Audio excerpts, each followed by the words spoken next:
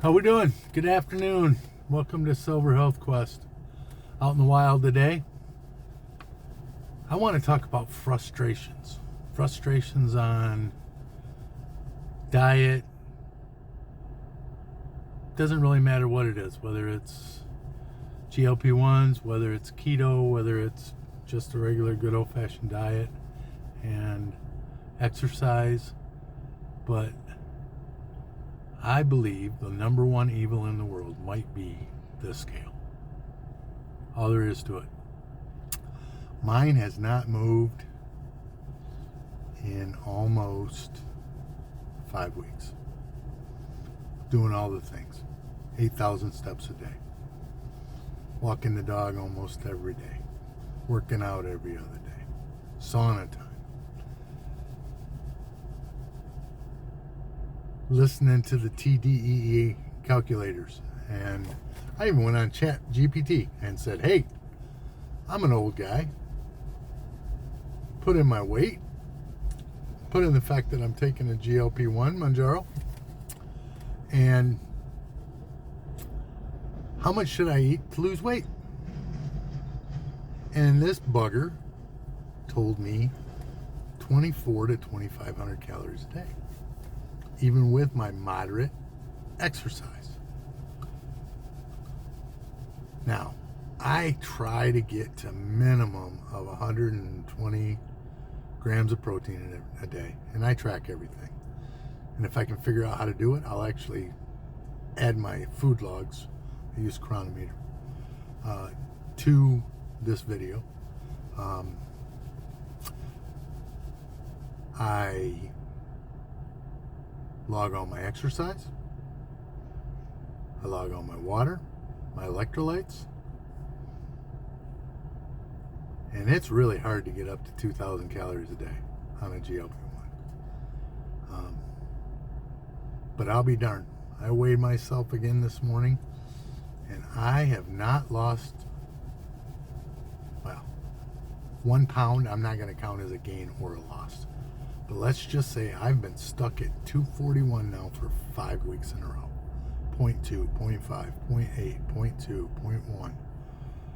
Just cannot get below that 240. In case you missed the other videos, started taking GLP-1s March 8th.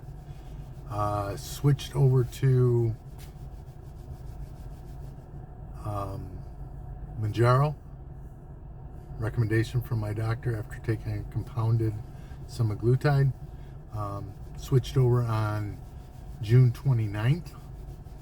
So it'll be coming up on 2 months. As a matter of fact, I'm going to retake my measurements on Friday. Let's see if I have enough balls to actually post this on the site. Probably will. But yeah, I'm learning a lot. I can tell you this. 3.5 months, almost 4 months now. What is that? May, June, July, August. I guess September will be 4 full months. September 9th. All of May, all of June, all of July, all of August. Yeah, 4 months. And I'm telling you what, now, when I'm hungry, I'm hungry. And thankfully, I do pack a little lunch with me every day, so I've got something. Even if I'm driving down the freeway, I can grab something to eat. I am not tempted to stop and get fast food. Again, not to rehash everything, but I've been on a low-carb, keto-type diet now for 3.5 years. And really don't have any temptations to go off it. It's been almost a year since I basically cut out all, even fake sugar. I haven't had real sugar in 3.5 years, but it's a challenge. And when that scale doesn't move, man, you just want to get fired up and throw that thing out the damn window. I guess the good thing for me was this morning it made me get up and go out for a walk, and I took Abby for 2.5 miles, and then I came home, got in the sauna before I got ready for work. Yeah, I've already got 7,500 steps, and it's not even 2:45 yet. So, wow, got a hair stuck in my glasses. So anyways, trying to get the hang of this thing. Taking videos out in the wild. Thought about taking a video this morning while I was walking the dog, but quite frankly, I was a little fired up. I really thought I would lose weight this week. But we'll see what happens Friday when I get my measurements. The last time I really got frustrated 4 weeks ago about not losing weight is I looked at my measurements and I realized that, scale's not moving, but the measurements are. Inches were coming off. But yeah, that's it for now. I think, like I said, I'm going to try to figure out how to do some editing and add in my food logs. And if anybody out there is on a similar type journey, the one thing I have been worried about this whole time on the GLP-1s, especially my first week on semaglutide, even though it was a tiny dose, man, I'll tell you what, I had a hard time eating. I mean, I was barely getting 1,000 calories a day. And when I switched to Mounjaro, I was afraid that it was going to be even worse. But the difference with Mounjaro is I get hungry when it's time to eat, whereas I didn't get hungry at all. Now, I can't eat as much when I am hungry, so it's working in that regard. If I get more than 600-700 calories in a meal, that's a miracle. I'll put out portions that are bigger than that. It's funny because I'll measure it on my scale. It takes 2 seconds to do it. It's not a big distraction or a hassle, but I'll do it and then end up going back and saying, yeah, I couldn't eat all that.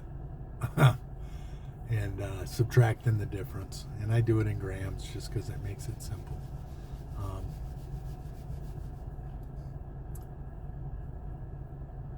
But man, getting my water in.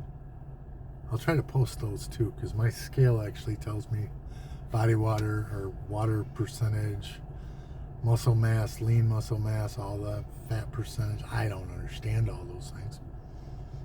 If you do, let me know what in particular those mean. But I'm figuring it out. Like I said, it's a journey, it's a quest. Once again, to reiterate the goal is to be under 200 pounds by my 60th birthday. Again, that'll be next April 16th. Now, on a little bit of other news, I am pretty excited. My mother, who will be turning 80 next spring, is coming home from Arizona second week of September. Her and my father moved out there last fall to my brother's, and Dad didn't feel like coming back. Mom's coming home. She's going to stay with her old neighbor and spend almost a month with us, so it'll be fun to see her.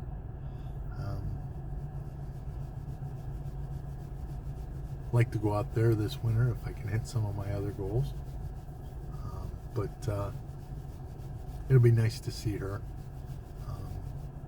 She's had a little bout of cancer, but she's doing great. She's done with her chemo for now, and seems to be adapting well to Arizona.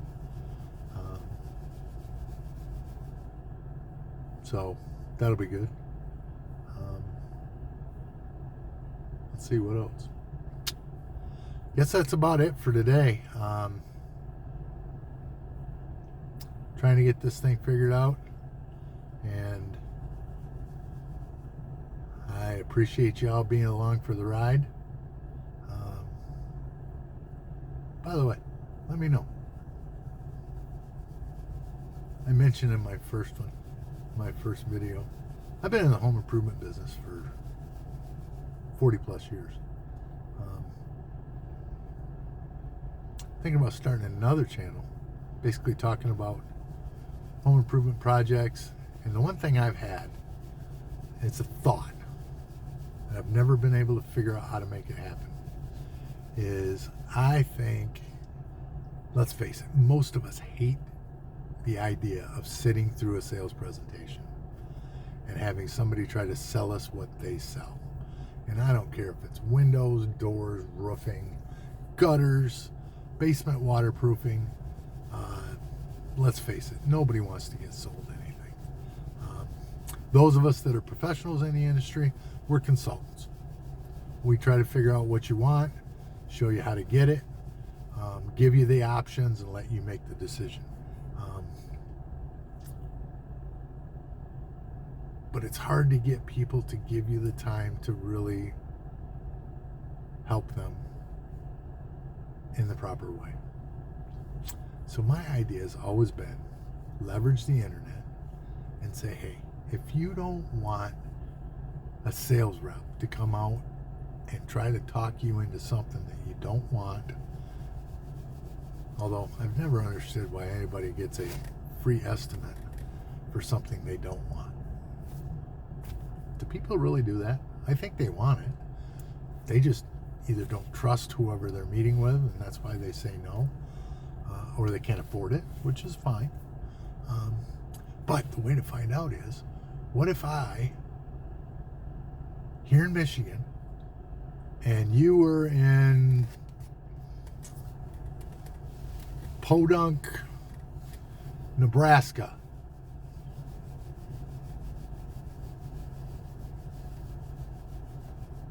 and you wanted a quote on basement waterproofing, and you told me the size of your basement, you told me what your symptoms were, when the house was built, when did you start having the problems.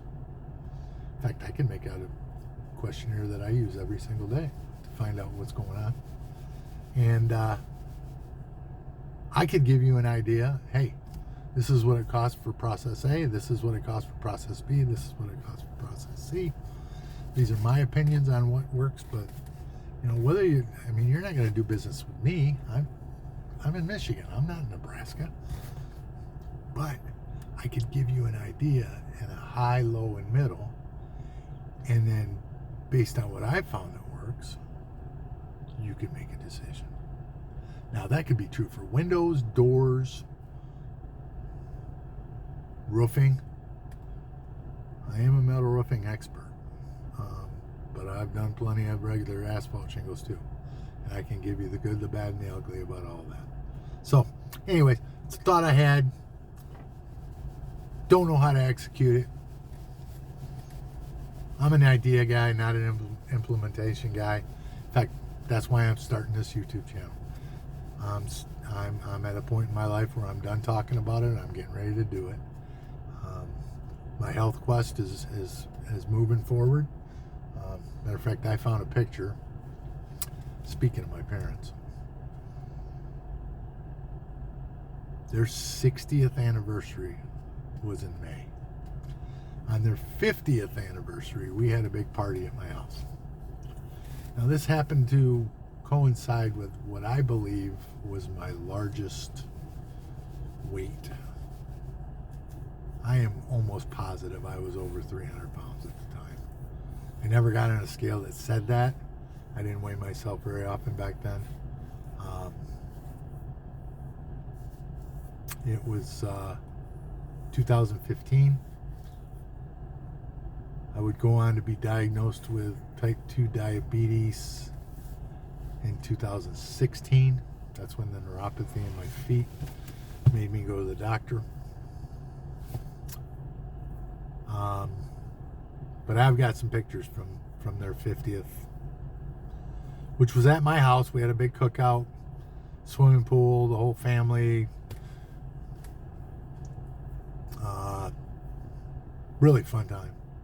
In fact, kind of sad. It was the last time the entire family got together. Boy, spam calls. Gotta love them. And I was big. My brother was big too. And we both slimmed down. He's actually on Trulicity. He's lost over 30 pounds. But he was a lot bigger than me to start. Younger brother. But man, I'll tell you what, I saw those pictures the other day and I'm like, whoo, was I a big boy. So maybe I'll figure out how to post those before and afters. And also, if you want to check out the Facebook page, Silver Health Quest, I was playing around with AI and AI gave me an avatar. Took a headshot that I use on the YouTube channel here and made an avatar out of it. I'll probably post that on the YouTube channel too. And at first I looked at it, I'm like, that doesn't look anything like me. And then I got, oh my goodness. Yeah, I guess it does. So, anyways, a little fun with AI. We'll figure it out. So, I guess that's today's update. Again, today is Wednesday, August 27th. I'm out and about trying to help folks. Let me know if I can help you. Thanks. See you soon.